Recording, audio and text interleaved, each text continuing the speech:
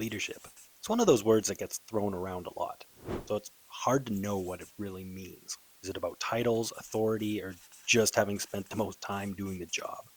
Well, after completing a master's degree in leadership and spending countless hours immersed in research, theories, and real world case studies, I've come to realize that leadership is so much more than I and most of us think.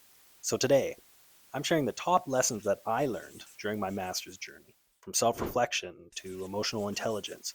These insights will not only save you hours of reading and hopefully make you a better leader, but they might also just change how you see yourself. So let's dive in. Lesson one is that leadership starts with knowing yourself. If you don't know who you are and what you value, or where you're headed, how can you expect anyone to follow you? That would be like trying to navigate without a map. You're going to wander aimlessly, without direction or a destination. And so will your team.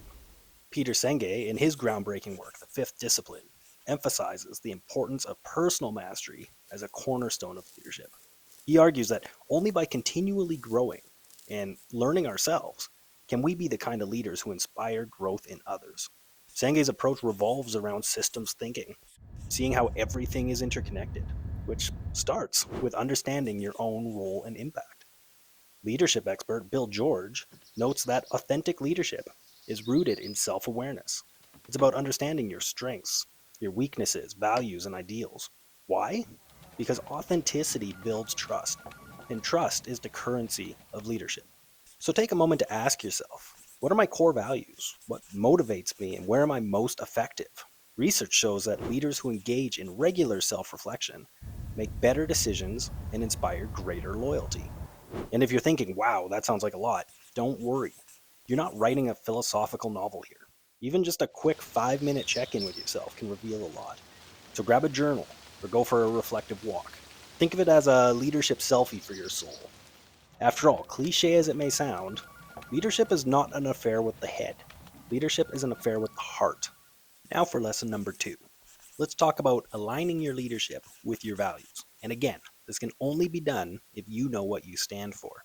Research by Deloitte found that 82% of employees are more likely to stay with an organization whose leaders reflect strong, clear values. Why? Because values guide behavior, and people want to follow leaders who stand for something. Your values are like your North Star. They keep you grounded when decisions get tough, whether it's choosing transparency in a difficult conversation, or facing challenges head on, or prioritizing innovation in the face of risk. Values driven leadership builds credibility and consistency. Think of your values as your compass and your decision as a ship. When they're aligned, you're charting a course to a positive outcome, and one that people will actually want to join you in. Lesson number three is that vision without action is just daydreaming. Self reflection and values are great, but leadership doesn't stop there. A compelling vision is key. It's your why, it's the big picture that gets people excited. So here's what separates great leaders from everyone else, it's the ability to inspire action in others.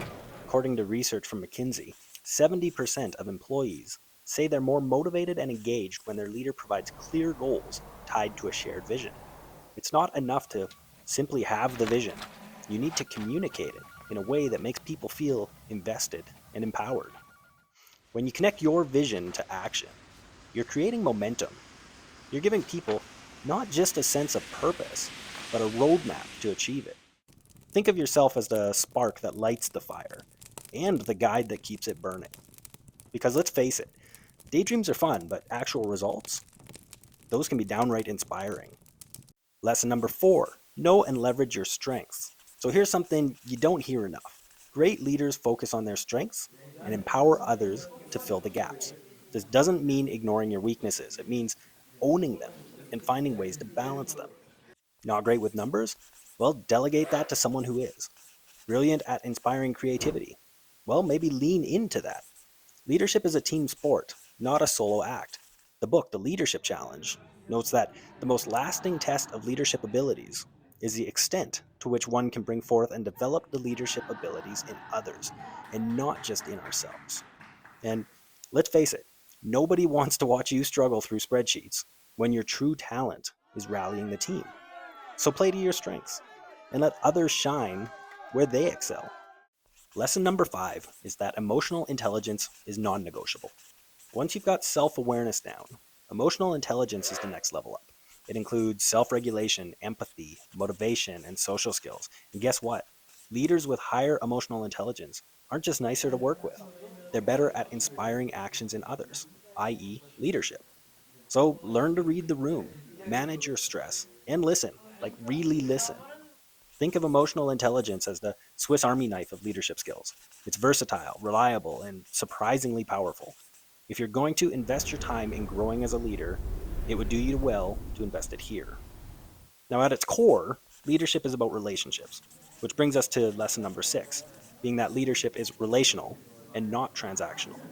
Research shows that leaders who build trust and connection see 21% higher profitability and 17% greater productivity. Why? Because people follow leaders they trust, not because they have to, but because they want to. So invest in people, listen to them, celebrate their wins. Leadership isn't about being in charge, it's about taking care of those in your charge.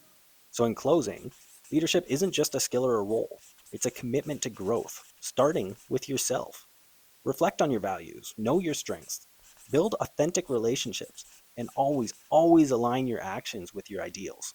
Because here's the truth, you can't lead others until you can lead yourself. And the journey starts with one simple question: who do you want to be? So I hope you found this video helpful to your leadership journey. And please, share your stories on leadership below. And until next time, thanks for watching.